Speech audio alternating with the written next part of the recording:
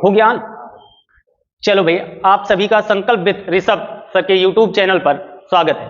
मैं अखिलेश पांडे आप सभी को हिंदी का एक बहुत ही महत्वपूर्ण टॉपिक है जो आपकी एक दिवसीय परीक्षाओं में खूब पूछा जाता है और आपकी परीक्षाओं में यहाँ से 2 नंबर के प्रश्न, 1 नंबर के प्रश्न आते हैं। तो वो ये टॉपिक है आपका समास। समास समास का सबसे पहले हम लोग अर्थ देखेंगे भी। समास का मीनिंग्स क्या होता है? तो समास का मतलब ये होता है मेल होता है। समास का मतलब क्या होता है? मेल। समास का मतलब क्या होता है? जोड़ होता है। अगली चीज है, समास का मतलब क्या होता है? समझौता होता है। यह सभी समास के अर्थ होते हैं। समास में क्या होता है? 2 पद आकर मिलते हैं। 2 पद क्या होते हैं? आकर मिलते हैं। अब यह समास किस प्रक्रिया का हिस्सा है? तो सबसे पहले इधर हम देखेंगे, आपने पढ़ा है भी रचना के आधार पर शब्द। रचना के आधार पर शब्द, इसके कितने भेद होते हैं भाई? 3 भेद होते हैं, रूढ़, यौगिक, योगरूढ़।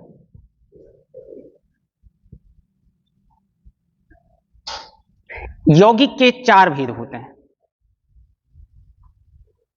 पहला आपका होता है संधि, दूसरा आपका होता है समास, तीसरा आपका होता है उपसर्ग, चौथा आपका भेद होता है प्रत्यय।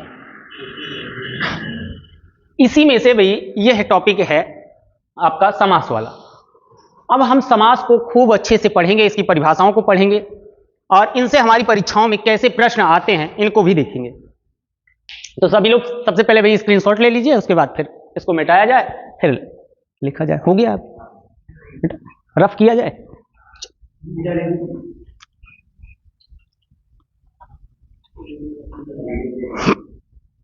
चलो आगे बढ़ते हैं। अब हम देखते हैं भाई सबसे पहले समास की परिभाषा।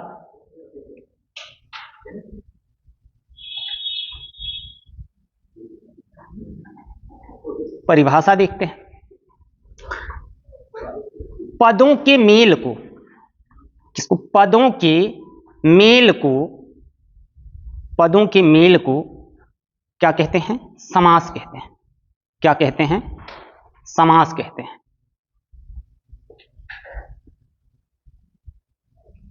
पहली चीज हम ध्यान रखेंगे, पदों के मेल को हम क्या कहते हैं? समास कहते हैं। अब अगली चीज है, पहले इसको ध्यान रखना है, पद किसे कहते हैं? तो जब भी वाक्यात्मक के रूप में लिखा गया है, राम और श्याम लिखा गया है, इस प्रकार से लिखा गया है यहां पे, और नहीं, राम और श्याम लिखा गया, तो यहां पे राम क्या है भी? एक पद है। श्याम भी क्या है? एक पद है, क्योंकि ये वाक्य के रूप में लिखा है। अगर केवल ऐसे लिखा गया है, राम लिखा गया है, स्वतंत्र रूप में है, तो ये क्या कहलाता है? शब्द कहलाता है। तो पदों के मेल को हम क्या कहते हैं? समास कहते हैं। अब आगे हम सीखते हैं, समास में 2 पद होते हैं। समास में 2 पद होते हैं। 2 पद होते हैं। 2 से अधिक भी पद हो सकते हैं। समास में कितने पद हो सकते हैं? 2 से अधिक भी पद हो सकते हैं, ऐसा नहीं है भाई। अब देखते हैं सबसे पहले कौन सा पद है। जैसे एक शब्द लिखा गया है आपका राजकुमार। क्या लिखा गया है? राजकुमार। तो यहां पे राज शब्द जो है क्या है? इसको हम कहते हैं भाई पूर्व पद। क्या कहते हैं? पूर्व पद। और ये कुमार शब्द जो लिखा गया है, इसे हम कहते हैं उत्तर पद। क्या कहते हैं? उत्तर पद। तो राज शब्द पूर्व पद हो गया और कुमार शब्द क्या हो गया? उत्तर पद। इसी को कभी कहीं आपका लिखा मिलता है प्रथम पद। तो चाहे आप कह लो पूर्व पद और या कह लो प्रथम पद, और चाहे इसको कह लो उत्तर पद, या कह लो इसको भाई, इसका दूसरा नाम है द्वितीय पद। द्वितीय पद। तो भाई प्रथम पद पूर्व पद, द्वितीय पद उत्तर पद, है ना? अच्छा, आगे बढ़ते हैं। अगली चीज ये है भाई, अब हम ध्यान ये रखते हैं कि हमने समझ लिया समास में पद कैसे होते हैं। तो समास में 2 पद होते हैं। प्रथम पद को हम प्रथम पद कहते हैं इस साइड को, और उसको क्या कहते हैं हम, द्वितीय पद या उत्तर पद कहते हैं। चलो बेटा, अब अगली चीज है, छोटे मोटे समास से छिटपुट प्रश्न एक नंबर में पूछ लिए जाते हैं। पूछ ये लिया जाता है कि समास का विलोम क्या होता है। विलोम, तो समास का विलोम होता है व्यास। क्या होता है? व्यास। अगली चीज यह भी ध्यान रखना है आप सभी को कि समास का अगर विलोम पूछा जाता है, ऑप्शन में विग्रह है, उसके बावजूद भी आपको विग्रह वाले ऑप्शन को टिक नहीं करना है। किस वाले ऑप्शन को टिक करना है? व्यास वाले। ठीक। समास का अब हम अर्थ अगर समझेंगे तो समास का मतलब यह होता है छोटा करना। समास का मतलब क्या होता है? छोटा करना।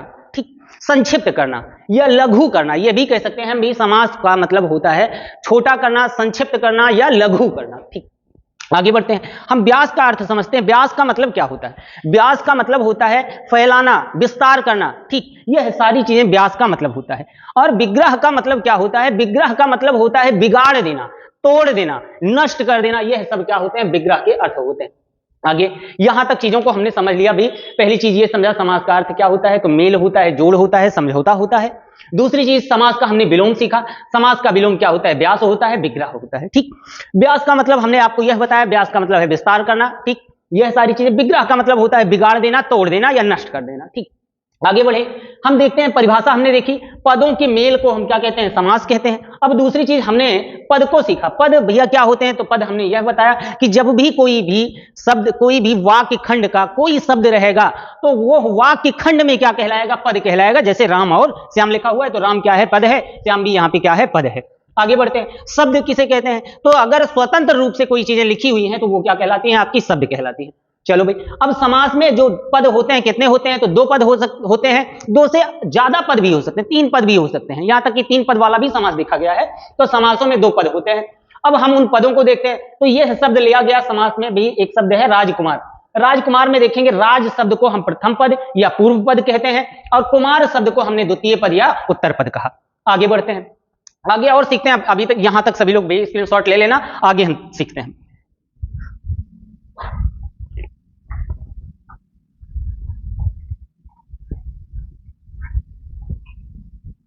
हाँ, अब अगला हम देखते हैं भाई समास के कार्य।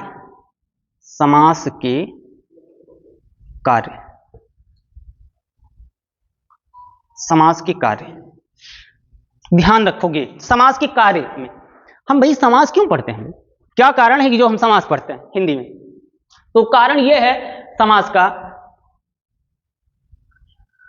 भाषा में तीव्रता लाना। भाषा में तीव्रता लाना, भाषा में तीव्रता लाना। समास हम क्यों पढ़ते हैं? जिससे भाषा क्या हो जाए? तीव्र हो जाए। आगे बढ़ते हैं, दूसरे पॉइंट को हम समझते हैं। भाषा में नवीनता लाना, भाषा में नवीनता लाना। दो महत्वपूर्ण पॉइंट हैं भी, भाषा में तीव्रता लाना, भाषा में क्या लाना? नवीनता लाना। समास का कार्य क्या होता है? भाषा को तीव्र कर देना और नवीन कर देना। अब ध्यान रखते हैं भाई, हम उदाहरण के थ्रू समझते हैं कैसे तीव्रता ला रहा है भाषा में और कैसे नवीनता ला रहा है समास। चलो भाई,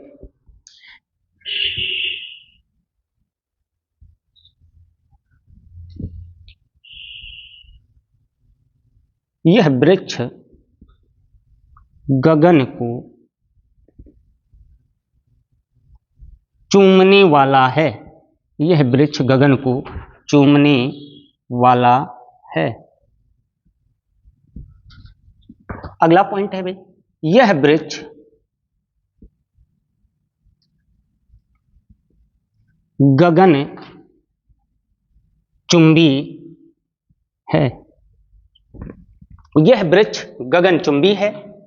अगला दो पॉइंट हैं भाई। देखो, समास के कार्य को समझने के लिए हमने दो उदाहरण लिए हैं। ठीक, और इन दो उदाहरणों के थ्रू आप बहुत अच्छे से समझ जाओगे कि समास का कार्य क्या। एक चीज और है, कोई भी टॉपिक पढ़ने से पहले उसका कार्य क्या है, उसका प्रयोग क्या है, अगर हम इन चीजों को समझ लेते हैं तो टॉपिक जो है हमारा क्या हो जाता है? आसान हो जाता है। तो देखते हैं भाई, यहां पे यह वृक्ष गगन को चूमने वाला है। यहां पे इतनी चीजें लिखी गई हैं। अगला है, दूसरी चीज ये है भाई, इसको हम समझेंगे। यहां पे लिखा गया यह वृक्ष गगनचुंबी है। अब आगे देखते हैं भाई, दोनों में पहली चीज हम यह ध्यान रखेंगे, सबसे पहले हम अंतर ढूंढने का प्रयास करेंगे। दोनों में अंतर क्या है? यह वृक्ष गगन को चूमने वाला है, यह वृक्ष गगनचुंबी, तो दोनों में कोई अंतर नहीं, कोई अंतर नहीं। ठीक, अब अंतर क्या है, किस बात का अंतर है? अंतर इस बात का है कि भाई ये जो है, जो लिखा गया है, ये सामासिक शब्द के रूप में लिखा गया। किसके रूप में लिखा गया है? सामासिक शब्द के रूप में लिखा गया। यह वृक्ष क्या है? गगन चुंबी है। ठीक, और यह वृक्ष गगन को चूमने वाला है, यानी यह व्यास के रूप में लिखा गया, यानी इसी शब्द का यह विग्रह करके लिखा गया है। ठीक, इसी शब्द का क्या है? यह विग्रह है। ठीक, आगे बढ़ते हैं। अब क्या हो रहा है यहां, इस शब्द को देखो, यह वृक्ष गगन चुंबी है, तो भाई भाषा में क्या ला रहा है? भाई तीव्रता ला रहा है, यानी ये समास के रूप में है, ये समास के रूप में है, तो देखो ये समास के रूप में है, तो भाषा में क्या आ रहा है? तीव्रता आ रही। ठीक, और अगली चीज है दूसरा, यह भाषा में नवीनता भी ला रहा है, यानी भाई गगन को चूमने वाला कहा जाए चाहे, और चाहे नया शब्द कह दिया जाए गगन चुंबी। ठीक, चाहे भाई हम कह दें भाई गगन को चूमने वाला कहा जाए, या कह दिया जाए गगन चुंबी, तो यानी भाई नया शब्द मिल रहा है, भाषा को नवीन शब्द मिल रहे हैं, देख रहे हो। और अगली चीज भाषा में क्या आ रही? तीव्रता। इसको कहने में आपको भाई क्या हो रहा है? ये इतना बड़ा सेंटेंस पढ़ने में आपको समय लग रहा है, और इतना बड़ा आपको सेंटेंस पढ़ने में कम समय लग रहा है, तो यानी भाषा तीव्र हुई कि नहीं? एक चीज और ये कहा जा सकता है, समास भाई तीव्रता लाता है भाषा में, उग्रता लाता है, उत्कृष्टता लाता है, तो समास क्या करता है? भाषा में तीव्रता, नवीनता, उत्कृष्टता ये सभी लाता है। तो देखो भाई, समास की वजह से भाषा क्या हो जाती है? तीव्र हो जाती है। समास की वजह से भाषा क्या हो जाती है? नवीन हो जाती है। तो यह चीज होती है समास के कार्य। अब आगे हम लोग चलते हैं भाई, इतने का सभी लोग स्क्रीनशॉट ले लो, उसके बाद फिर हम आगे की तरफ बढ़ें। चलें आगे बढ़ते हैं।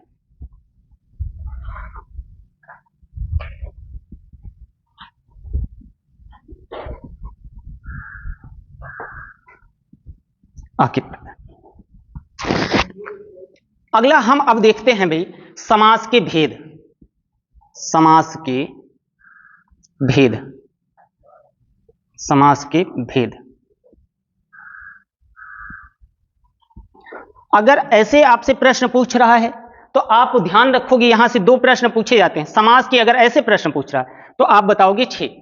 अगर ऐसे प्रश्न पूछ रहा है समास के मुख्यतः भेद, मुख्यतः भेद, तो फिर आप बताओगे कितने होते हैं? 4 होते हैं। ठीक, तो यहां से आपसे 2 प्रश्न पूछे जा सकते हैं। पहला पूछा जा सकता है समास के भेद, तो आप बता देना 6। समास के मुख्यतः भेद पूछा जब भी जाएगा तो आप बता देना 4। आगे बढ़ते हैं। अब सभी हम भेदों को देखते हैं। पहला भेद क्या होता है? अव्ययी भाव। क्या होता है? अव्ययी भाव।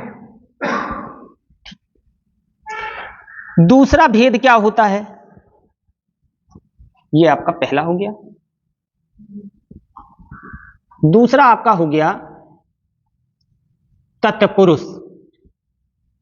तत्पुरुष, हाँ एक चीज और ध्यान रखेंगे भाई, तत्पुरुष को ही 2 भेदों में बांट दिया जाता है। पहला हो जाता है आपका कर्मधारय, धारय, और दूसरा आपका हो जाता है दिगु। आगे बढ़ते हैं। इसके बाद तीसरा आपका भेद जो होता है आपका हो जाता है द्वंद्व, और चौथा आपका, छठा आपका हो जाता है शायद,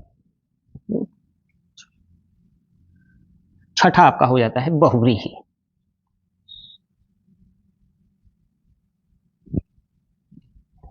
अव्ययी भाव समास हो गया, तत्पुरुष हो गया, और इसी के यह भी पूछा जाए तत्पुरुष समास के उपभेद कौन कौन से हैं, तो जरूर बता देना कि भाई कर्मधारय और दिगु।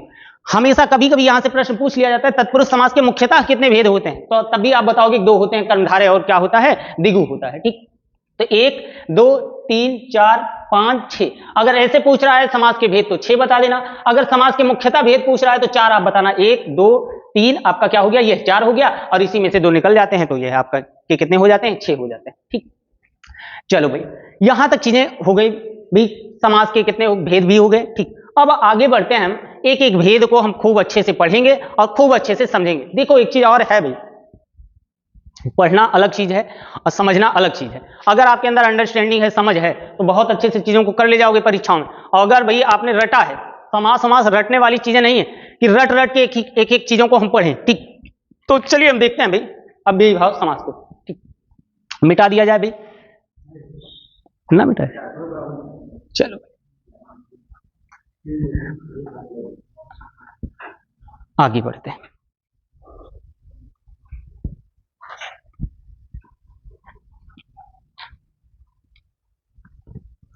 अब ध्यान यहां रखते हैं भाई, सबसे पहले हम अव्ययी भाव समास का पहला भेद है हमारा अव्ययी भाव। इसको समझेंगे भाई, खूब अच्छे से समझेंगे आज के बाद भी, जिससे भूलने की संभावना खत्म हो जाए। ठीक, इसमें अव्ययी भाव समास में भाई पहला पॉइंट क्या समझने वाला है? पहला पॉइंट यह समझने वाला है कि इसमें पूर्व पद क्या होता है? प्रधान होता है। क्या होता है? पूर्व पद प्रधान होता है। ठीक, पहला पद क्या होता है? प्रधान होता है। पहला पॉइंट ही समझना है। ठीक, अब आगे हम चीजों को देखते हैं। सबसे पहले एक और चीज हम समझ लें। पहली चीज अव्यय क्या होता है?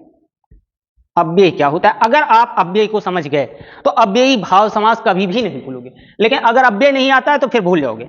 ध्यान रखोगे, अव्यय की परिभाषा यह होती है वे शब्द जो लिंग वचन कारक के अनुसार, जो लिंग वचन कारक के अनुसार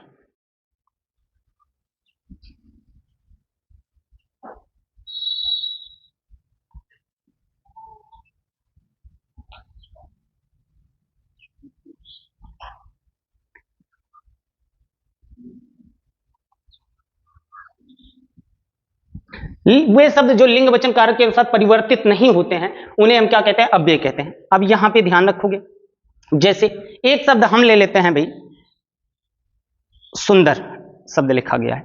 सुंदर का आप भी पहली चीज स्त्रीलिंग बनाओ। सुंदर का स्त्रीलिंग बनाओगे तो क्या बनेगा भाई? ठीक, सुंदरी नहीं भाई। हम यहां पे देखते हैं, जैसे एक शब्द हमने कह दिया भाई सुंदर लड़का। ध्यान से सुनो भाई, सुंदर लड़का। तो यहां पे भाई इसका प्रयोग हमने मेल के लिए कर लिया। ठीक, आगे बढ़ जाओ भाई, हमने कर लिया सुंदर लड़की। सुंदर लड़की, तो इसका प्रयोग हमने फीमेल के लिए कर लिया, यानी दोनों शब्दों के लिए इसका प्रयोग किया जा रहा है, यानी ये शब्द क्या है? अव्यय है। अभी हम देखो भाई, एक दूसरा शब्द ले लेते हैं, गोरा लड़का। यहां पे हमने ले लिया गोरा लड़का। अगली चीज है हमने ले लिया गोरी लड़की। तो यहां पे देख रहे हो आप, गोरा लड़का, गोरी लड़की, यहां पे आ रहा है भाई गोरी लड़की, तो यानी सॉरी भाई, यहां पे गोरी लड़की के लिए देख रहे हो भाई, ये गोरी विशेषण यानी स्त्रीलिंग विशेषण आ रहा है, और यहां पे स्त्रीलिंग पुल्लिंग विशेषण नहीं आ रहा है, तो यानी ये शब्द क्या है? अव्यय है। ठीक, आगे हम चीजों को सीखते हैं। तो इस प्रकार से जिसका भैया लिंग वचन, यानी जिसका लिंग वचन कारक के अनुसार जिसमें कोई परिवर्तन ना आए। ठीक, यानी अगर हम अपने शाब्दिक अर्थों में कहें तो ये कह सकते हैं जो भी किसी के अनुसार बदले ना, तटस्थ रहे। ठीक है ना, तो वो क्या कहलाता है? आपका अव्यय कहलाता है। तो यानी यहां पर सबसे पहले इसको स्क्रीनशॉट कर लीजिएगा भाई आप लोग, उसके बाद हम आगे जब चीजों को पढ़ेंगे तो यह हमारे लिए आसान रहेगा। ठीक, तो मिटाते हैं। अब चीजों को हम देखते हैं कैसे क्या होता है। यानी हम ये कह सकते हैं, दूसरा पॉइंट है भाई, कि अव्ययी भाव समास का हम क्या नहीं बना सकते हैं? बहुवचन नहीं बना सकते हैं। बहुवचन नहीं बन सकता है, बन सकता है, बहुवचन नहीं बन सकता है। यानी अव्ययी भाव समास का क्या नहीं बन सकता है? बहुवचन नहीं बन सकता है। अब यह चीज हम सीख लिए हैं तो भाई कहानी खत्म है कि कोई भी समास रहेगा, अव्ययी भाव समास अगर है तो उसका आप क्या कर लोगे? एक चीज चेक कर लेना सबसे पहले कि उसका बहुवचन बन रहा है कि नहीं। अगर नहीं बन रहा है बहुवचन तो पक्का है कि वो कौन सा समास होगा? अव्ययी भाव समास। क्या भाई, एक ही चीज बहुवचन नहीं बन रहा है तो वो निश्चित है कौन सा समास? अव्ययी भाव। चलो भाई देखते हैं। सबसे पहला एक उदाहरण लेते हैं। एक शब्द लिखा गया है भी प्रत्येक। सभी लोग भी कमेंट भी करना, प्रत्येक का बहुवचन बनता है कि नहीं बनता है? प्रत्येक का जो भी बहुवचन बना पाए भी बना के दिखाओ हमको। नहीं बनेगा, यानी एकदम क्लियर हो गया कि अव्ययी भाव समास। बहुत आसानी से क्लियर हो गया आप सभी को कि ये कौन सा समास है? अव्ययी भाव भी। यानी प्रत्येक का बहुवचन नहीं बनेगा तो यानी कौन सा समास? अव्ययी भाव। आगे बढ़ोगे, अगला हम ले लेते हैं भी, दूसरा उदाहरण है, हमने ले लिया प्रतिदिन। प्रतिदिन का जल्दी से बहुवचन बना के हमको बताओ भी कि ये बहुवचन बन रहा है कि नहीं। नहीं बनेगा तो यानी कौन सा समास? अव्ययी। हमने एक ही फॉर्मूला आपको बताया कि जिसका बहुवचन ना बने सीधा का सीधा किस में डालोगे भाई? अव्ययी भाव। क्लियर हो रहा है? चलो भाई अगला एक और पॉइंट बोलते हैं, अगला उदाहरण लो भाई। अगला शब्द हमने ले लिया भाई बारंबार। बारंबार, इसका बहुवचन बनाओ भाई बहुत जल्दी से। अगर बन रहा हो तब तो दूसरे समास की तरफ देखा जाए, मुड़ा जाए। नहीं बन रहा हो तो सीधा का सीधा अव्ययी भाव समास। ठीक, आगे बढ़ जाओ। अगला अब हम देख लेते हैं भी, एक शब्द हमने ले लिया भरसक, इसका बहुवचन बनाओ भाई जरा। भरसक, भरसक का क्या करोगे? अच्छा स्त्रीलिंग बना के चेक करो भाई। बारंबार का कभी सुने बारंबारी होता है? नहीं होता है। भरसक का भरसकी होता है? नहीं होता है। ठीक, यानी बहुवचन नहीं बनेगा, सीधा किस में डालोगे भाई? अव्ययी भाव समास में। आगे और चीजों को भी सीखो। अगली चीज है भाई, एक और हम शब्द लेते हैं, थोड़ा सा कठिन लेते हैं। हाँ, अगला शब्द है भाई, मान लीजिए हमने ले लिया भरपेट। ठीक, अब भाई भरपेट अगर है तो इसका पेट पूरा भर पेट, अब इससे ज्यादा कहां ले जाओगे? नहीं जाएगा, फिर बहुवचन नहीं बनेगा। यानी क्लियर, कभी भी चाहे लड़का कहे चाहे लड़की कहे, लड़का भी कहता है मैंने भरपेट भोजन किया, लड़की भी कहती है भरपेट भोजन किया। ये नहीं कहती है लड़की कि मैं भरपेटी भोजन किया, नहीं किया भाई। ठीक, तो यानी बहुवचन नहीं बनेगा। चलो भाई आगे हम थोड़ा सा और यहां से जो स्टैंडर्ड सवाल होते हैं उनको देखते हैं। एक प्रश्न यह पूछा जाता है पल पल, पल पल। ठीक, अब भी यहां पे ध्यान रखोगे पल पल अगर शब्द आ रहा है तब भी इसका क्या नहीं बनेगा? अब समास नहीं बनेगा। ठीक, क्यों? यहां पे एक चीज और ध्यान रखना, बहुत हमारे विद्यार्थी जो होते हैं वो कंफ्यूज हो जाते हैं। कंफ्यूज ये हो जाते हैं क्योंकि भाई बीच में योजक चिन्ह लगा है और इससे वो देखकर एक ही जगह चले जाते हैं द्वंद्व समास पे, जबकि वो गलत है भाई। अगर यही शब्द आया है और यही फिर रिपीट होके आया है, ठीक, तो हमेशा ध्यान रखना कभी भी कुछ भी आपको नहीं करना है, यह आपका कौन सा हो जाता है? अव्ययी भाव समास हो जाता है। ठीक, आगे बढ़ोगे। पल पल कहने पर भाई कुछ विद्यार्थियों में बड़ी मुस्कान आ रही है भाई कि पल पल याद सदाए तेरी, उनको गाना याद आ रहा है। ठीक, चलो भाई आगे बढ़ते हैं। अगला शब्द एक और ले लेते हैं, धीरे धीरे। आप धीरे धीरे, अब ये देखो ये शब्द भी इसी के बाद रिपीट होकर आया योजक चिन्हों के साथ, ये भी कौन सा समास? अव्ययी भाव समास। ठीक, क्योंकि भाई क्या हो रहा है, यहां पे भी रिपीट होके आ रहा है। जब रिपीट होके आ रहा है तो कौन सा समास? अव्ययी भाव समास। यहां से भी आप भी बहुत सारे विद्यार्थियों को गाने याद आ रहे होंगे, लेकिन गाने ना याद करो भाई, धीरे धीरे आप पढ़ते रहो और वर्दी की तरफ आप बढ़ते रहो, अपने लक्ष्य की तरफ बढ़ते रहो। ठीक, चलो भाई आगे बढ़ते हैं।